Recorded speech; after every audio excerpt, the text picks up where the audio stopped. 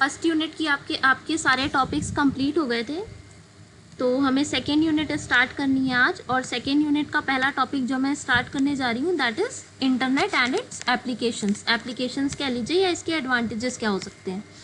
Okay और ये topic मैं इसलिए स्टार्ट कर रही हूँ क्योंकि मैंने असाइनमेंट में ये एक अलग टॉपिक आपको दिया है, बाकी जितने भी टॉपिक्स दिए थे वो ऑलरेडी कवर करा दिए थे, यही एक टॉपिक था जो अलग था, तो ये मैं आज कंप्लीट करा देती हूँ। तो स्टार्ट करते हैं इंटरनेट से। इंटरनेट क्या है, इसकी कुछ बेसिक चीज़ें जो आपसे पूछी जा सकती हैं MCQs में, और उसके अलावा इसके जो बेनिफिट्स या एप्लीकेशन है वो पार्ट हम देखेंगे। तो सबसे पहले देखते हैं क्या है। The internet often referred to as the net, है ना, इंटरनेशनल नेटवर्क। इंटरनेट का जो फुल फॉर्म होता है वो क्या होता है, international network. It consists of complex network of computers connected by high speed communication। ये क्या होता है, इंटरनेट क्या होता है, एक तरह का नेटवर्क होता है जिसमें सारे कंप्यूटर्स को या डिवाइसेस को हम क्या करते हैं, कनेक्ट करते हैं, एक के साथ दूसरी डिवाइस को क्या करते हैं, कनेक्ट करते हैं। और इसमें क्या होता है, हाई स्पीड कम्युनिकेशन होता है। अच्छा वेट अ मिनट, यस, इसमें क्या होता है, हाई स्पीड कम्युनिकेशन होता है, ठीक है।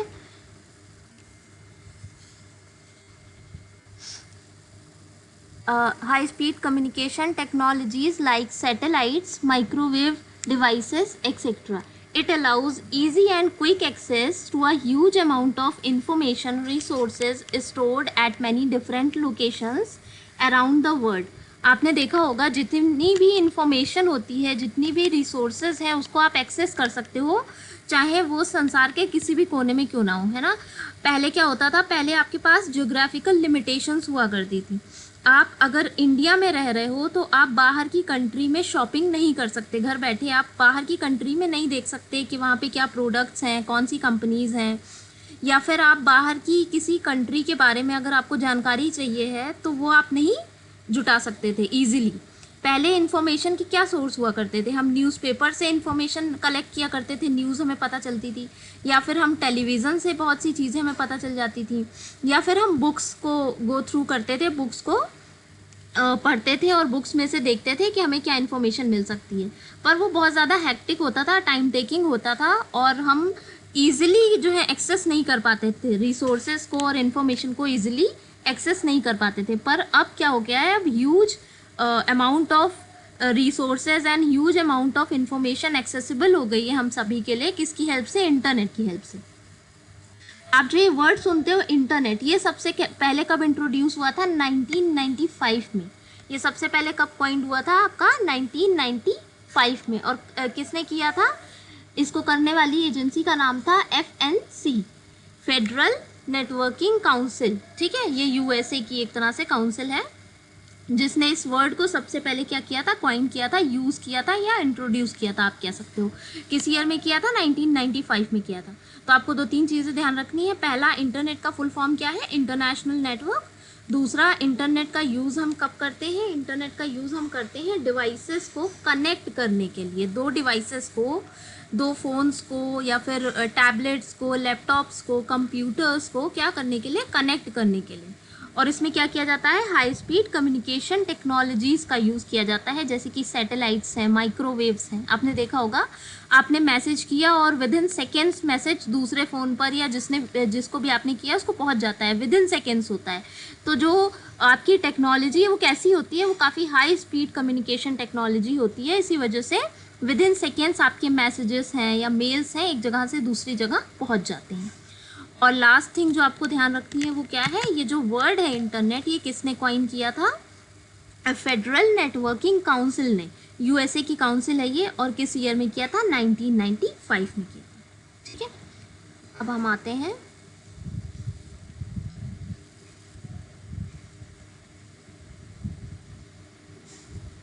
अब इसके कुछ बेसिक्स जो आपको याद रखने की ज़रूरत है, जो आपसे MCQs वगैरह में पूछे जा सकते हैं। यहाँ से देखिए, most of the terms on internet are prefixed with the term web. आपने वेब वर्ड बहुत सुना होगा, है ना।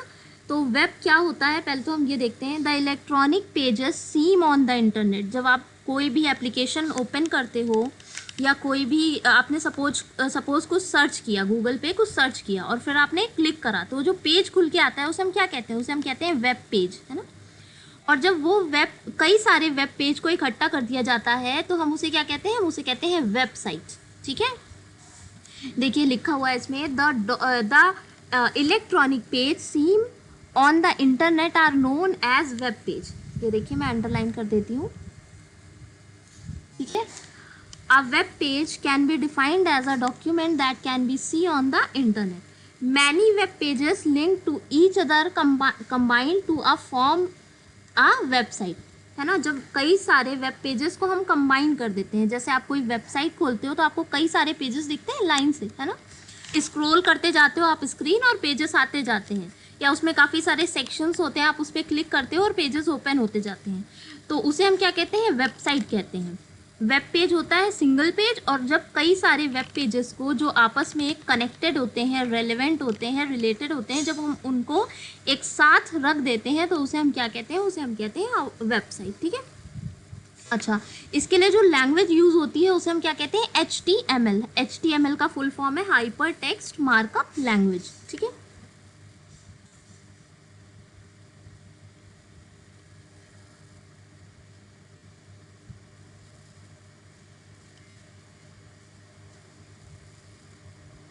वेब ब्राउज़र्स के बारे में आपको पता होगा। ये देखिए, इंटरनेट एक्सप्लोरर, मोजिला, ओपेरा, ये सारे आपके क्या हैं? ये वेब ब्राउज़र्स हैं, जिसमें आप जाते हो, कोई भी URL डालते हो, सर्च करते हो तो आपको रिजल्ट्स मिल जाते हैं। अब हम आते हैं www पर। www ये जो वर्ड, इसका पहले तो फुल फॉर्म है वर्ल्ड वाइड वेब, और इसको इन्वेंट किसने किया था? टिम बर्नर्स ली ने इसको इन्वेंट किया था। किसने किया था? टिम बर्नर्स ली।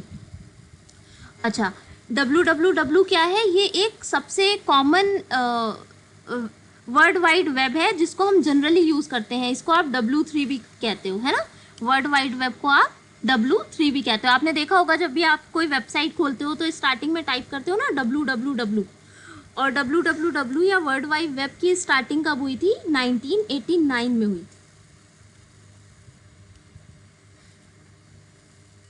URL क्या होता है? URL आपका एड्रेस होता है। जब आप कोई भी वेबसाइट सर्च करते हो, कोई भी आपको सपोज़ कोई वेबसाइट खोलनी है, सपोज़ आपको अपनी यूनिवर्सिटी की वेबसाइट खोलनी है, तो आप उस पर जाकर क्रोम पर या जो भी आपका वेब ब्राउज़र है उस पर जाकर लिखते हो ना www.dsmnru.up.nic.in।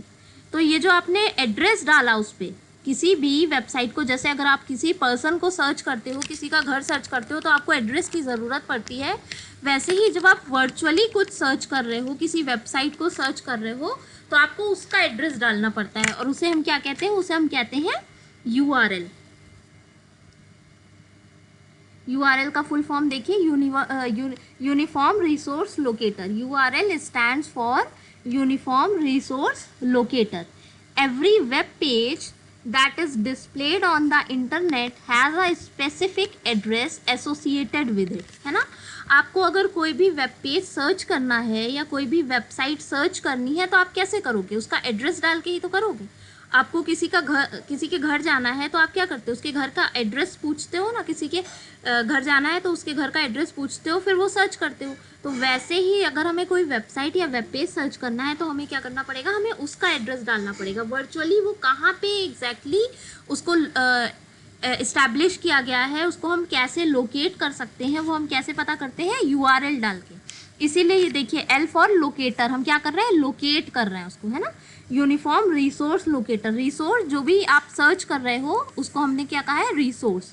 उसको जब आप लोकेट कर रहे हो तो उसके लिए आप क्या डालोगे? URL डालोगे। ठीक है, देखिए जैसे यहाँ पे एग्जाम्पल भी दिया हुआ है ना।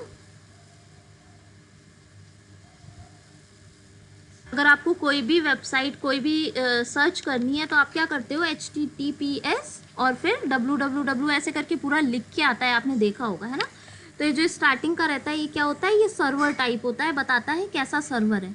फिर आपका ये जो सेकेंड नेम आपको दिखता है वो क्या होता है? वो होस्ट नेम होता है। जैसे अगर आप DSMNRU की वेबसाइट को सर्च करोगे, खोल के देखना अभी, उसमें क्या लिखा रहता है? DSMNRU up.nic.in इस तरह से लिखा रहता है। तो DSMNRU क्या है, होस्ट नेम है, आपकी जो होस्ट इंस्टीट्यूशन है वो क्या है, DSMNRU है। तो इसी तरह से होस्ट इंस्टीट्यूशन का नाम HTTPS के बाद में लिखा रहता है। उसके बाद में आपकी डायरेक्टरी का नाम लिखा रहता है, किस डायरेक्टरी में वो लोकेट किया जा सकता है या किस डायरेक्टरी में उसको रखा गया है। और लास्ट में आपका फाइल नेम होता है ना। जैसे कि आपने कोई PDF ढूंढा, डाउनलोड किया, डॉक्यूमेंट ढूंढा, तो उसका लास्ट में वो नाम भी रहता है। ये कुछ फुल फॉर्म्स हैं। अब जो आपके सिलेबस में है मैं डायरेक्टली उस पर आती हूँ।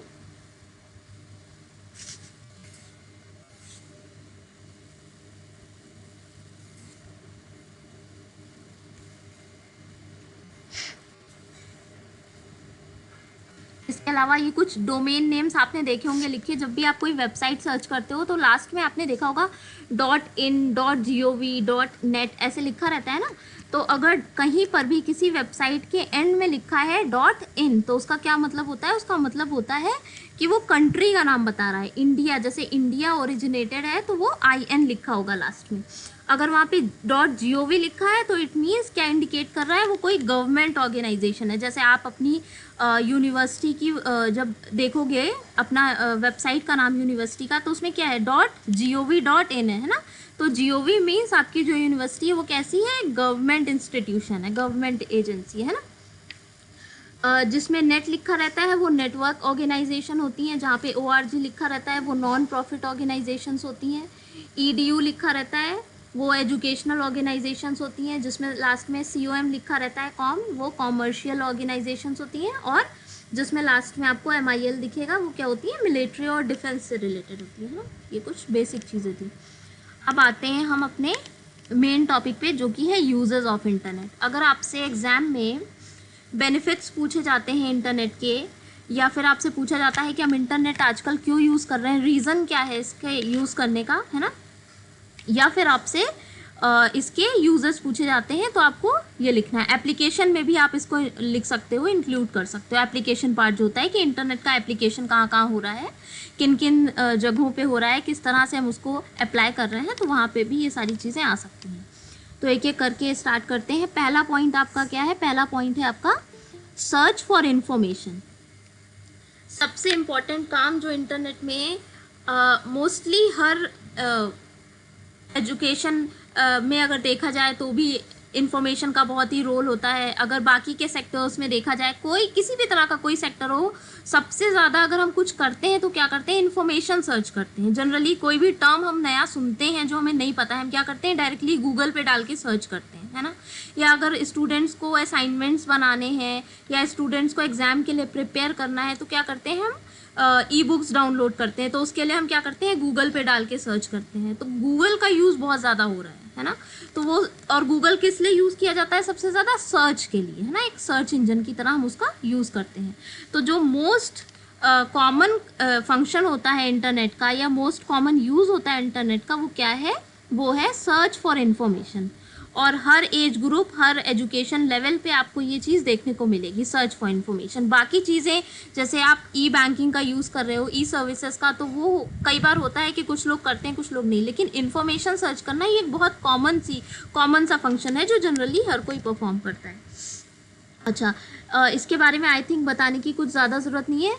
सर्च अगर आपको कोई भी इंफॉर्मेशन करनी है तो उसके लिए आप सर्च इंजन्स का यूज़ करते हो। देखिए सर्च इंजन की डेफिनेशन भी यहाँ पे मेंशन है। A search engine is a complex program that searches document containing a specified set of keywords. Search करने के लिए आप क्या करते हो, कीवर्ड्स डालते हो। जब आप गूगल पे कुछ टाइप करते हो वो क्या होता है, वो कीवर्ड्स होते हैं ना। वर्ड्स को जब हम डालते हैं, और कीवर्ड्स आपने क्या डाले हैं इसी के बेस पर डिपेंड करता है कि रिजल्ट क्या आएगा। अगर आपके कीवर्ड्स सही हैं तो रिजल्ट सही आता है, अगर आपने कीवर्ड गलत डाला है तो आपका रिजल्ट गलत आ जाता है। क्योंकि जो सर्च इंजन है, जो इंटरनेट, वो क्या है, वो एक तरह की टेक्नोलॉजी है ना। वो एक तरह की टेक्नोलॉजी है, तो वो वही देगी रिजल्ट जो आप इनपुट करोगे, उसी के अकॉर्डिंग वो आउटपुट देगी। तो कई बार हम सर्च इंजन में गलत कीवर्ड डाल देते हैं और उसकी वजह से हमारा रिजल्ट नहीं आता। तो हमें कीवर्ड्स को चेंज करके देखना चाहिए, उसके सिनोनिम्स को हम यूज़ कर सकते हैं, कीवर्ड्स को थोड़ा सा मैनिपुलेट करके चेंज करके हमें सर्च करना चाहिए, तो हमारी जो सर्च होती है वो थोड़ा सा ईजी हो जाती है। दूसरा काम क्या करते हैं, ईमेल। ईमेल आपने देखा होगा, ईमेल सभी जनरली यूज़ करते हैं। The internet is commonly used for sending end receiving emails. आप जीमेल यूज़ करते होगे, याहू यूज़ करते होगे, है ना, जिसमें आप क्या करते हो, ईमेल्स करते हो। अगर आप फॉर्मल कम्युनिकेशन की बात करो तो उसमें सबसे ज़्यादा हम ईमेल्स का यूज़ करते हैं। अगर इनफॉर्मल कम्युनिकेशन की बात हम करें तो हम बहुत सी एप्लीकेशंस यूज़ करते हैं, व्हाट्सएप है, फेसबुक मैसेंजर है, हाइक है, इंस्टाग्राम है। पर अगर हम फॉर्मल कम्युनिकेशन की बात करते हैं, जितनी भी ऑर्गेनाइजेशंस, अगर आपको कोई कंप्लेन फाइल करनी है, अगर आपको कोई इंफॉर्मेशन पता करनी है, किसी फॉर्मल ऑर्गेनाइजेशन में आपको कांटेक्ट करना है ना, तो आप क्या करोगे, आप ईमेल करोगे उस कंडीशन में। तो ईमेल फॉर्मल कम्युनिकेशन का एक तरह से एक मीडियम होता है। The internet is commonly used for sending and receiving emails. We can send a message electronically to any person on globe provided that person has an email ID. और आप किसे ईमेल कर सकते हो, अगर सेकंड पर्सन के पास email ID है तो, है ना, और वो ईमेल आईडी आपको पता होनी चाहिए, क्योंकि जब भी आप मैसेज टाइप करते हो तो उसमें ऊपर पहले आपको ईमेल आईडी डालनी पड़ती है, उसी के बाद वो आपका मैसेज या वो जो मेल है वो जाता है, अदरवाइज नहीं। अगर आपने गलत मेल आईडी डाल दी तो वो नहीं जाता है। उसके बाद चैटिंग, ये आपका इनफॉर्मल कम्युनिकेशन का पार्ट हो गया, है ना, जहाँ पर आप टेक्स्ट करते हो, किसी एक पर्सन दूसरे पर्सन को टेक्स्ट कर रहा है, जैसे कि बहुत सारी मैसेंजर ऐप्स हैं, गूगल टॉक है, और ये याहू मैसेंजर है, फेसबुक मैसेंजर है, व्हाट्सएप है। तो ये सारी क्या है, ये इनफॉर्मल कम्युनिकेशन के लिए एक तरह से यूज़ होती है, चैटिंग के लिए यूज़ होती है। इंस्टेंट मैसेजिंग सर्विस, ये भी इसी का पार्ट है, इन्होंने अलग अलग करके लिख दिया है, पर एक तरह से ये आपके कंबाइन ही है, फॉर्मल और इनफॉर्मल कम्युनिकेशन को बस आप अलग अलग करके लिख सकते हो। उसके बाद हम आते हैं news groups. News group is an e service hosted by many news group organizations. One can become a member of news group and read and share current affairs and messages. News groups cover broad domain of interest including education, science, technology, medicine, art, sports, etc. Usenet is one such example. बहुत से ऐसे news groups चलते हैं जिनको आप join कर सकते हो और आपको न्यूज़ पता चलती रहती है, जो करंट अफेयर्स होता है या ऐसे जो भी ट्रेंडिंग टॉपिक्स होते हैं, जो न्यूज़ में ट्रेंड कर रहे होते हैं, जो न्यूज़ में चल रहे होते हैं, वो आपको पता चलते रहते हैं। और ये आप अपने इंटरेस्ट के बेसिस पे कर सकते हो। एजुकेशन, जो उसका थीम है वो एजुकेशन भी हो सकता है, साइंस भी हो सकता है, टेक्नोलॉजी भी हो सकता है, जो भी आपकी थीम होगी, जिस भी फील्ड का न्यूज़ ग्रुप होगा उसमें उसी से रिलेटेड न्यूज़ आएंगी। अगर टेक्नोलॉजी का है तो टेक्नोलॉजी से रिलेटेड जितने भी इन्वेंशंस हो रहे हैं, जो भी चेंजेस आ रहे हैं, वो सारा उसमें मेंशन रहता है ना। तो जो भी आप एरिया चूज़ करना चाहो वो अपने इंटरेस्ट के अकॉर्डिंग चूज़ कर सकते हो। उसके बाद आता है आपका teleconferencing. People can have a conference or meeting sitting at different locations with a microphone attached to their computers as we are connecting, है ना। एग्जाम्पल अगर हम देखें तो as we are connecting right now, हम भी कैसे connect हैं, टेली कम्युनिकेशन से। जैसे कि बहुत सारी एप्लीकेशंस हैं, बहुत सारी वेबसाइट्स हैं जिस पे आप कॉन्फ्रेंस कॉलिंग या मीटिंग के थ्रू एक दूसरे से कनेक्ट हो सकते हो, बात कर सकते हो और इन्फॉर्मेशन को शेयर कर सकते हो, ठीक है। तो वो सारा किस में आएगा, वो टेली कम्युनिकेशन में आ जाएगा। इसके बाद आपका है video conferencing. Video conferencing means आप फेस टू फेस, आमने सामने एक दूसरे को देख पा रहे हो। In teleconferencing we are able to talk to each other sitting at different places, but in video conferencing we can also see what is happening at the other side, है ना। एक तरह से इस समय हम लोग जिस तरह से कनेक्ट हैं वो वीडियो कॉन्फ्रेंसिंग का भी पार्ट है, क्योंकि आप इजीली देख सकते हो, आप अपना कैमरा ऑन कर सकते हो, तो वो वीडियो कॉन्फ्रेंसिंग का पार्ट है। आमने सामने दो लोग एक दूसरे को देख सकते हैं, बात कर सकते हैं, और जो भी प्रेजेंटेशन है या जो भी आपको समझाना है वो आप इजीली समझा सकते हो। इसमें किसी भी तरह की कोई ज्योग्राफिकल लिमिटेशन नहीं रह जाती है। कहीं किसी भी देश से, किसी भी लोकेशन से कोई भी इंसान कनेक्ट हो सकता है आपके साथ, है ना।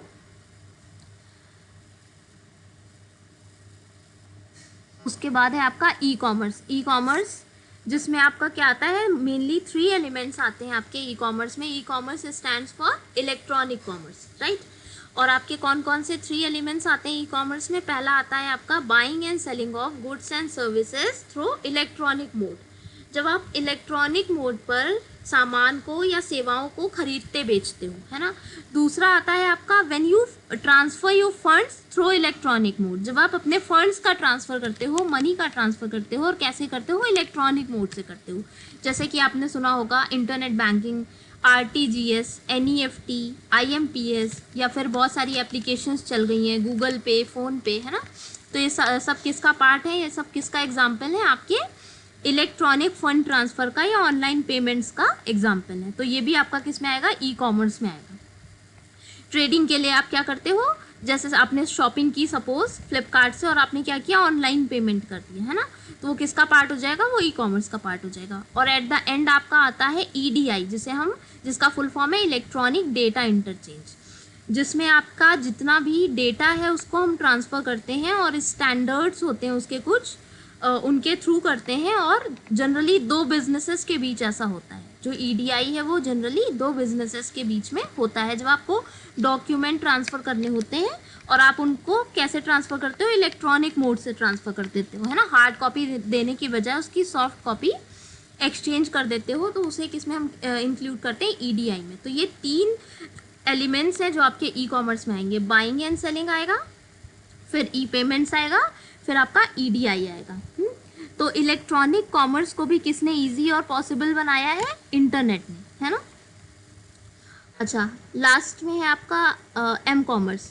एम कॉमर्स भी ई कॉमर्स ही ऑलमोस्ट है, लेकिन जैसे कि ई कॉमर्स का यूज़ आप सपोज लैपटॉप्स हैं, कंप्यूटर्स हैं, इन पर भी करते हो। एम कॉमर्स का यूज़ आप मोबाइल पे करते हो, है ना। आपने सुना होगा बैंकिंग में भी मोबाइल बैंकिंग होती है और इंटरनेट बैंकिंग होती है। तो जब आप इंटरनेट बैंकिंग का यूज़ करते हो तो आपको ऑफिशियल वेबसाइट से ट्रांसफ़र करना होता है। जब आप फंड ट्रांसफ़र करते हो, सपोज़ आपका कोई बैंक अकाउंट है, सपोज़ SBI में है या IOB में है, अगर आप वहाँ पर जाते हो और वहाँ पर आप अप्लाई करते हो इंटरनेट बैंकिंग के लिए, तो वो क्या होगा? वहाँ पर आपको जो भी इंफॉर्मेशन प्रोवाइड की जाएगी और आपका जो भी अकाउंट क्रिएट किया जाएगा वो उनकी ऑफिशियल वेबसाइट पे होगा। जब भी आप ट्रांसफ़र करोगे तो आप कैसे करोगे? आप RTGS कर सकते हो, आप NEFT कर सकते हो, आप IMPS कर सकते हो। जो उनकी ऑफिशियल वेबसाइट्स पे ऑप्शंस अवेलेबल हैं, आप उनके थ्रू करते हो। लेकिन अगर आप वहीं दूसरी तरफ मोबाइल बैंकिंग के लिए अप्लाई करते हो, मोबाइल बैंकिंग के लिए रिक्वेस्ट करते हो, तो वहाँ पर आपको क्या मिलेगा? वहाँ पर आप उनकी ऑफिशियल वेबसाइट को यूज़ नहीं कर सकते, क्योंकि आपने इंटरनेट बैंकिंग के लिए अप्लाई नहीं करा है। आपने किसके लिए अप्लाई किया है? आपने अप्लाई किया है मोबाइल बैंकिंग के लिए। और मोबाइल बैंकिंग में जितनी भी मोबाइल एप्लीकेशंस होती हैं, आप उनके थ्रू फंड ट्रांसफ़र करते हो। जैसे जितने भी बैंक्स हैं उन्होंने काफ़ी सारी अपनी एप्लीकेशंस बना के रखी हैं। फॉर एग्जांपल जैसे आपने सुना होगा SBI में योनो SBI है, PNB में PNB One है। तो इस तरह से उन्होंने एप्लीकेशंस बनाई हुई हैं मोबाइल बैंकिंग के लिए, जिसके थ्रू आप क्या कर सकते हो? फंड ट्रांसफ़र कर सकते हो, ठीक है। तो ये डिफरेंस होता है इलेक्ट्रॉनिक या इंटरनेट बैंकिंग और मोबाइल बैंकिंग में, या इंटरनेट कॉमर्स और मोबाइल कॉमर्स में। एम कॉमर्स में आप बेसिकली मोबाइल का ही यूज़ करते हो और आप एप्लीकेशंस का यूज़ करते हो, ठीक है। अब हम ई सर्विसेज को देख लेते हैं, क्योंकि इंटरनेट का एक काम तो ये था कि चैटिंग है और मेल्स को ट्रांसफ़र करना है, इन्फॉर्मेशन को सर्च करना है, ये सारा काम था। इसके अलावा जो एक इम्पॉर्टेंट यूज़ या इम्पॉर्टेंट वर्क है, फंक्शन है इंटरनेट का, वो है ई सर्विसेज। आपको ई सर्विसेज भी बहुत सारी मिलती हैं, तो एक बार हम ई सर्विसेज भी देख लेते हैं, क्योंकि वो भी इसके यूजर्स का ही पार्ट है। ई सर्विसेज ये देखिए, almost all the nationalized banks have started providing their services online. This means you can have a bank transaction through internet e-banking. E-banking is a facility that allows you to conduct your banking transactions online with a laptop or computer with an internet connection. Every user is allotted a unique user ID and password through the bank or by the bank for this purpose. E banking अभी मैंने आपको बताया, जिसमें आप net banking का use करते हो। याद रखिएगा, मोबाइल बैंकिंग अलग है और ई बैंकिंग अलग है ना। इंटरनेट बैंकिंग या नेट बैंकिंग भी शॉर्ट में लोग कहते हैं, वो अलग है। और एम बैंकिंग या एम कॉमर्स और मोबाइल कॉमर्स या मोबाइल बैंकिंग अलग चीज़ है, इसको मर्ज मत कीजिएगा।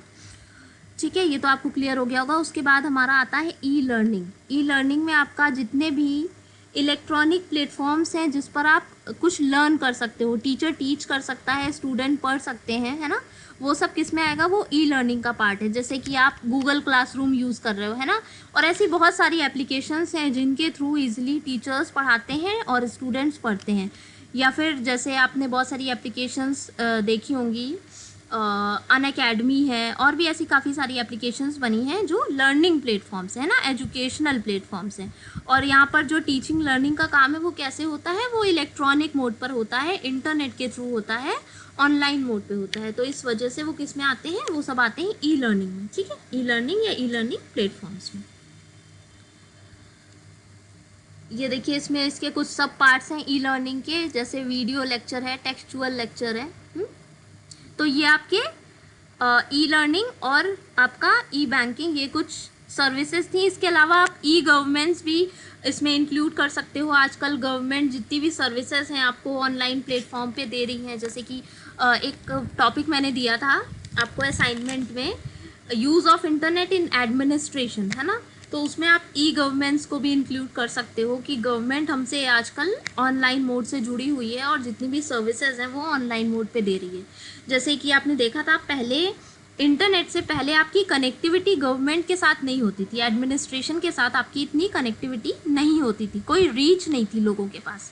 अगर आप उनसे कुछ कंप्लेन करना चाहो, कुछ कहना चाहो, तो वो पॉसिबल नहीं होता था सभी के लिए। पर आज के टाइम में हम देखते हैं कि ये चीज़ बहुत ही ईजी हो गई है ना। ईजिली आप कनेक्ट कर सकते हो, मेल कर सकते हो, या फिर आप RTI ऑनलाइन फाइल कर सकते हो, या फिर उनके बहुत सारे पोर्टल्स बना दिए गए हैं। अब तो जितनी भी गवर्नमेंट्स हैं उन्होंने अपने अपने वेब पोर्टल्स लॉन्च किए हुए हैं, चाहे वो स्टेट गवर्नमेंट हो या सेंट्रल गवर्नमेंट हो।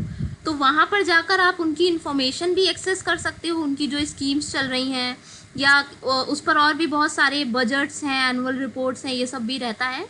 तो आप उनका परफॉर्मेंस भी देख सकते हो, कैसा गवर्नमेंट परफॉर्म कर रही है। आप उनसे कंप्लेन भी कर सकते हो, आप अपनी क्वेरी भी फाइल कर सकते हो RTI के थ्रू। तो ये सब अब ऑनलाइन हो गया है, जिससे हमारी रीच काफ़ी ज़्यादा बढ़ गई है। तो ई गवर्नेंस भी आप इसमें इंक्लूड कर सकते हो, यूजर्स ऑफ इंटरनेट। ठीक है, तो आई थिंक इंटरनेट क्लियर हो गया होगा। इंटरनेट में कुछ ज़्यादा नहीं था, बस इतना ध्यान रखिएगा। इंटरनेट वर्ड जो ये सबसे पहले आया, कब आया, 1995 में आया।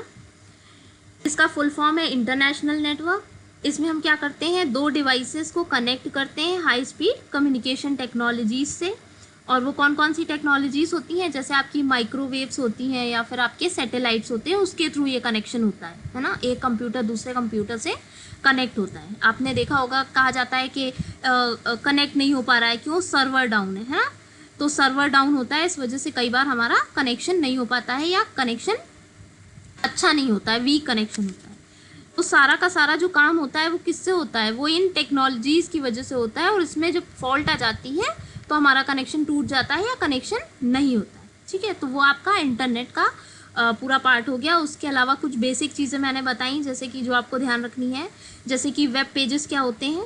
जब आप कोई भी चीज़ सर्च करते हो, कोई भी आपने कुछ सर्च इंजन पे कुछ डाला, गूगल पे डाला, आपने सर्च किया, फिर आपने जब उस लिंक पे क्लिक करा और जो पेज खुल के आया है ना, जो फर्स्ट पेज इंटरनेट पे खुल के आया, दैट इज़ वेब पेज। और जब कई सारे वेब पेजेस को जो आपस में कनेक्टेड होते हैं उनको हम एक साथ लिंक कर देते हैं, तो वो क्या कहलाती है, वो क्या कहलाती है, वेबसाइट। ठीक है, उसके अलावा हमने देखा www, जिसका फुल फॉर्म था वर्ल्ड वाइड वेब।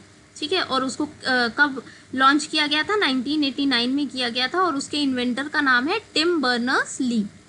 कंप्यूटर किसने बनाया था, चार्ल्स बेबेज ने बनाया था, है ना। तो ये सारे नाम याद रखिएगा, थोड़ी सी फुल फॉर्म्स याद रखिएगा MCQs वगैरह के लिए। उसके अलावा यूजेस, जो इंटरनेट में सबसे इम्पॉर्टेंट आपके सिलेबस का पार्ट है, that is uses of internet या एप्लीकेशन ऑफ इंटरनेट। ठीक है, तो उसमें ध्यान रखिएगा कि आप कम्युनिकेशन में यूज़ कर सकते हो, फॉर्मल कम्युनिकेशन में जैसे ईमेल के तौर पे, इनफॉर्मल कम्युनिकेशन में, चैटिंग वगैरह में, बाकी के जितने भी मैसेंजर्स वगैरह हैं उनके थ्रू कर सकते हो। इसके अलावा आप ई लर्निंग में यूज़ कर सकते हो, है ना, ई बैंकिंग में यूज़ कर सकते हो, ई कॉमर्स में यूज़ कर सकते हो, एम कॉमर्स में यूज़ कर सकते हो, प्लस आप इंफॉर्मेशन सर्च कर सकते हो। और यही सारी चीज़ें आपकी सेक्टर्स में डिवाइड हो जाएंगी। फॉर एग्जाम्पल अगर आपसे पूछा जाता है कि एडमिनिस्ट्रेशन में इसका क्या एप्लीकेशन है, तो आप उसमें लिख सकते हो कि टैक्स का कलेक्शन आजकल ऑनलाइन होता है, बिल्स का कलेक्शन आजकल ऑनलाइन होता है, हम अपनी कंप्लेंट्स को ऑनलाइन फाइल कर सकते हैं, हम अपने ग्रीवेंस वगैरह ऑनलाइन एड्रेस डाल सकते हैं, है ना। गवर्नमेंट का जो रीच हम तक नहीं था पहले, वो अब पॉसिबल हो पाया है इंटरनेट की वजह से। या फिर गवर्नमेंट जितनी भी स्कीम्स लॉन्च करती है उनका भी एडवर्टीजमेंट आजकल कहाँ होता है, इंटरनेट पे होता है। इंटरनेट के जितने भी ये प्लेटफॉर्म्स हैं उस पर होता है। इसके अलावा कम्युनिकेशन का एक बहुत इंपॉर्टेंट पार्ट सोशल मीडिया बन गया है, तो उसको भी आप डिफाइन कर सकते हो। एजुकेशन में अगर आपसे पूछा जाता है कि एजुकेशन फील्ड में क्या एप्लीकेशन है, तो आप ई लर्निंग को पूरा डिफाइन कर सकते हो। ई लर्निंग में आप वर्चुअल कॉन्फ्रेंसिंग, जो आपकी वीडियो कॉन्फ्रेंसिंग है और टेली कॉन्फ्रेंसिंग है, उन दोनों को आप डिफाइन कर सकते हो। उसके एग्जाम्पल्स डाल सकते हो, जिन एप्लीकेशंस को आप यूज़ कर रहे हो, जिन वेबसाइट्स को यूज़ कर रहे हो, उसकी एग्जाम्पल्स आप अपने आंसर में डाल सकते हो। तो इस तरह से आपके आंसर्स ईजिली फ्रेम हो जाएंगे। तो आई थिंक ये टॉपिक क्लियर हो गया होगा। बाकी इंटरनेट के एडवांटेजेस तो आपको पता ही है। एडवांटेजेस आपका टाइम बचता है, एनर्जी बचती है ना, कन्वीनियंट हो गया है, ज्योग्राफिकल लिमिटेशंस ख़त्म हो गई हैं। पहले ज्योग्राफिकल लिमिटेशन होती थी, अब वो नहीं रह गई हैं। कन्वीनियंट है आपके लिए, आप इजीली सारा काम कर लेते हो, कहीं आपको आना जाना नहीं है, घर बैठे सारा काम हो जाता है ना। और ईजिली हो जाता है, इस वजह से आपका टाइम भी बचता है और आपकी एनर्जी भी बचती है ना। और काफ़ी ज़्यादा नॉलेज काफ़ी ज़्यादा ब्रॉड हो गई है ना। लोगों को जो पहले चीज़ें पता नहीं होती थी वो अब इजीली पता चल जाती हैं। तो नॉलेज का एक तरह से स्कोप काफ़ी ज़्यादा बड़ा है। कम्युनिकेशन का स्कोप काफ़ी ज़्यादा बड़ा है। और जितना भी आपका बिजनेस है, इंडस्ट्रीज़ हैं, मार्केटिंग है, वो सब उन सारी चीज़ों का भी स्कोप काफ़ी ज़्यादा बड़ा है इन सब इंटरनेट के और इन सब चीज़ों के आ जाने के बाद। तो ये आपके कुछ एडवांटेजेस हैं। और अगर हम इंटरनेट के लिमिटेशंस की बात करें, तो लिमिटेशंस भी आप इजीली फ्रेम कर लोगे। जैसे कि अगर हम इंटरनेट का यूज़ बहुत ज़्यादा करने लगते हैं, तो कई बार ये होता है कि लोगों को हेल्थ प्रॉब्लम्स होने लगती है ना। दूसरा चीज़ है कि इंटरनेट हम तभी यूज़ कर सकते हैं जब आप नेटवर्क, हेलो,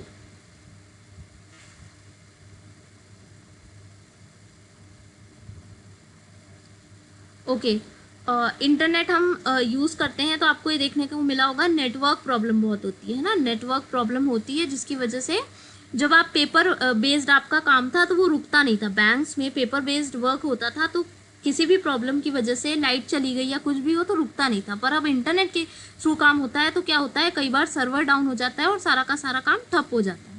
तो ये सारी प्रॉब्लम हमें इंटरनेट में देखने को मिलती हैं, जिसे आप इसका ड्रॉबैक या लिमिटेशन कह सकते हो। टेक्नोलॉजिकल प्रॉब्लम्स हैं, है ना, नेटवर्क इश्यूज़ हैं, ये सारी आपकी, या फिर पावर कट वगैरह है, या वेदर अगर ख़राब हो गया तो उसकी वजह से भी हम देखते हैं नेटवर्क इश्यूज़ हो जाते हैं, सर्वर डाउन हो जाता है। तो ये कुछ लिमिटेशंस हैं इंटरनेट के साथ कि अगर हम इंटरनेट पे कुछ ज़्यादा डिपेंड हो जाते हैं तो इन प्रॉब्लम्स में क्या होता है, हमारा काम रुक जाता है, काम ठप हो जाता है। तो इंटरनेट के फ़ायदे भी हैं, इंटरनेट के काफ़ी ज़्यादा नुकसान भी हैं। ठीक है, आई थिंक ये इंटरनेट टॉपिक क्लियर हो गया होगा।